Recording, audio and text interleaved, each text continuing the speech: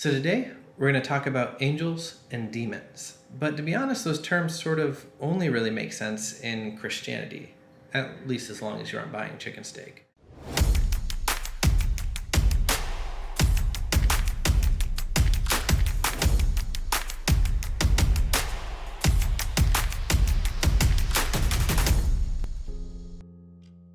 Taiwanese folk religion has demons and monsters and spirits and ghosts, but often if we take a term from a Western religion, it's going to carry a different feeling and a negativity to it. For instance, in our folk religion Avengers, right, we have Oxhead and Horseface. And here's a version of them from Dragon Ball Z. Don't you have any idea where you are?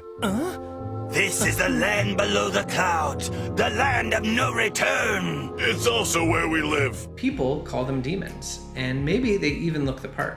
But the term is actually a lot closer to this ancient Greek concept of a daemon or a daemon. I don't speak Greek, so sorry if I pronounce that wrong. To them, they used the word daemon and they were describing a lesser deity, maybe a lesser god or a spiritual being. They would divide those up into good and bad categories, but a daemon wasn't necessarily bad just because it had that title. And if they wanted to say that something was bad or good, they would add a modifier. So for instance, there's the word Agathos, which means good. They'd add that and they'd maybe say Agatho-daimon. The idea basically is that these modifiers would tell you the role of that spiritual being in its system. Today we do need to remember it was Agatha all along, and she was a lying evil dog snatcher, so the name doesn't necessarily mean good in 2021. It's been Agatha all along. So as we talk about spirit beings, it's important to remember that religious terms between different groups may not have the same bad feelings attached to them. So like Taiwanese folk religion has tons of different creatures, spirit beings, ghosts. They have fragments of the soul like the Po and the Hun.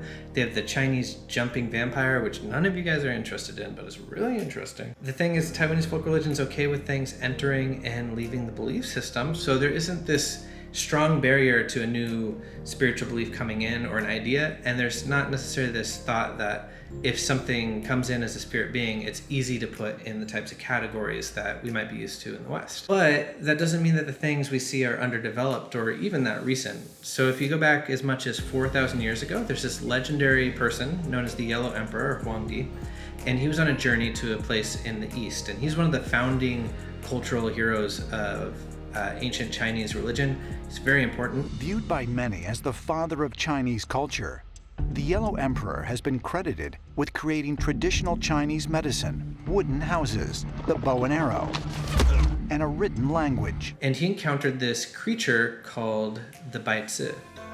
If you saw this creature coming towards you, what would you do? Don't panic, this beast is actually benevolent. And it's sort of a bovine animal, which they use the word bovine, and I always think like, did it look like a sheep or a lamb or a cow? But bovine animal, human face, and some said it might have a lot of eyes, some say it had a third eye, but it's a very smart animal that actually could speak and understand human language. His name means white marsh, white pond, and he's super auspicious. Like if you see Bai Ze, you're like, this is a good thing. Well, Bai Ze's he's gonna bring home the bacon today. Well, or whatever bovines bring. Bai Ze actually dictates to Huang this book, and it's a book of 11,520 supernatural creatures, how they can overcome them, and the different attacks and hauntings they can expect from these creatures. And it even has drawings. Metapod, Caterpie's next stage. It has encased its body in a hard shell. This specimen reached this stage faster than any previously discovered Pokemon of this variety. There was a time in history where they said this book was so prolific that every single home had a copy. So if something happened that day, they could basically go to that scroll and that book and be like, wow, what's this creature that I encountered? Or what's this negative thing happening? Is there something like a spirit involved? And it was very important to their culture.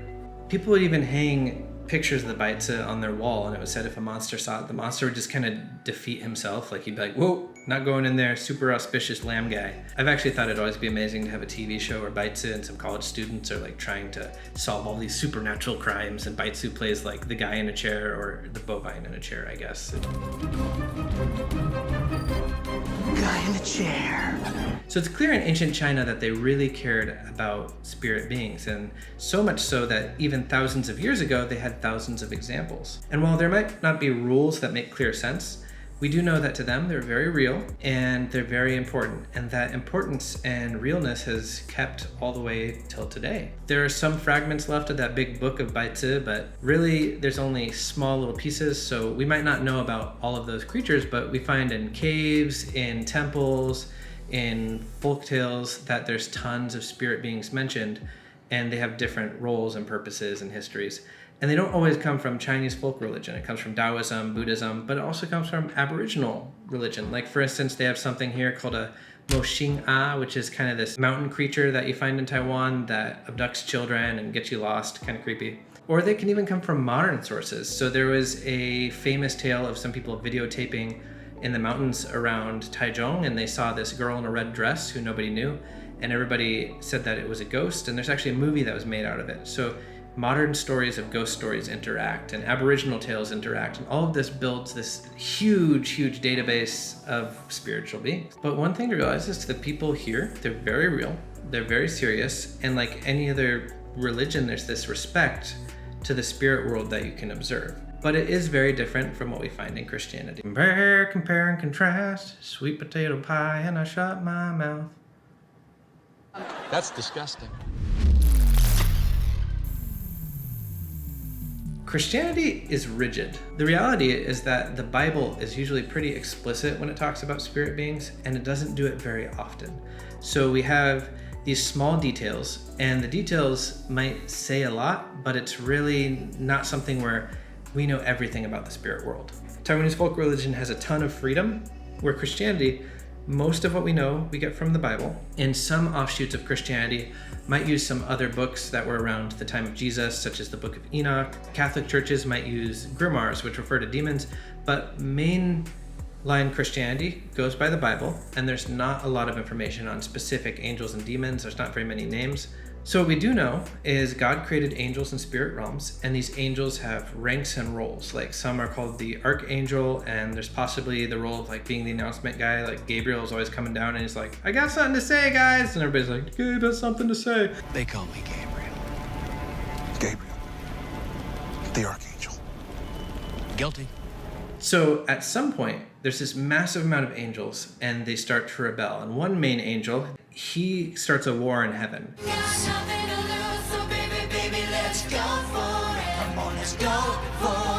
And 1/3 of the angels get kicked out of heaven, and they fall like lightning to earth, and they become these vengeful, malevolent spirits that you find.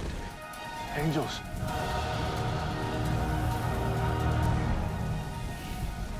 They're fallen. And the Bible says that they wander the earth, they cause problems for humanity, and the major player, Satan, masquerades as an angel of light, and he might seem like this really great guy, but he's actually this deceptive lion seeking to devour people. Hormonal de todo su sistema hormonal que cambia y varía de humedad. Mi Pauli, vete. No, Pauli, no. No, tranquila. So those fallen angels, we refer to them as demons, and that's where you get angels, the original created spirit beings, and demons are the spirit beings, but they've fallen. Sometimes they look like humans, and sometimes have these really crazy descriptions like that of the cherubim and the seraphim.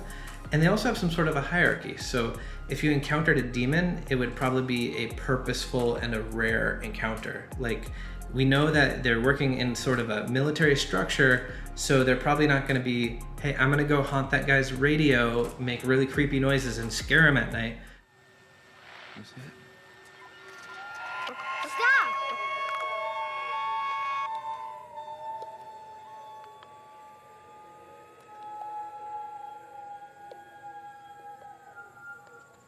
See, this is why we're not watching TV.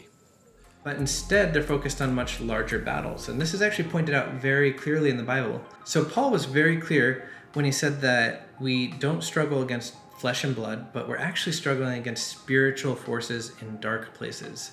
And the entire world is enslaved and under this influence of demons and fallen angels. So Christians do not see the gods and spirits of other religions as peaceful or simple spiritual government workers.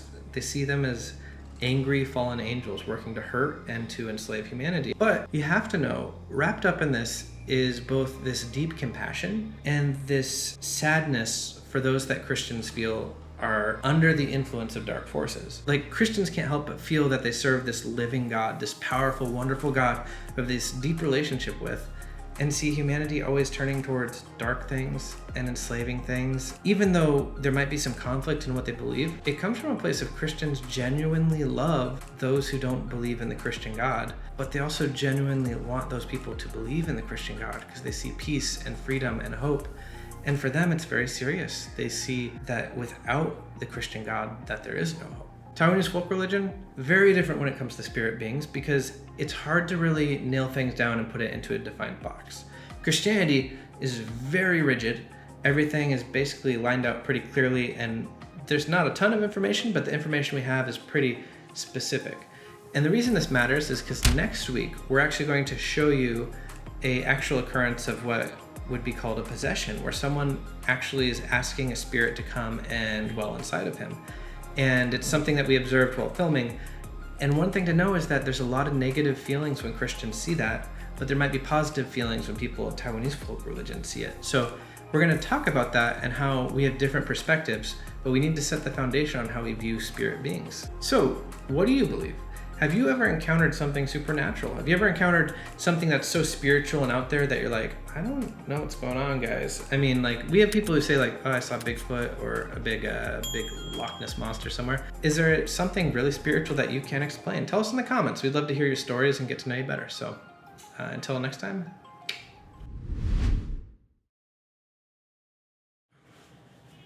Another car's leaving. I wish they could just keep that garage up during the day. I just don't even know why they have to close the garage. Are people really trying to sneak into this guy and be like, I'm gonna park here? I'm gonna park so hard. Okay.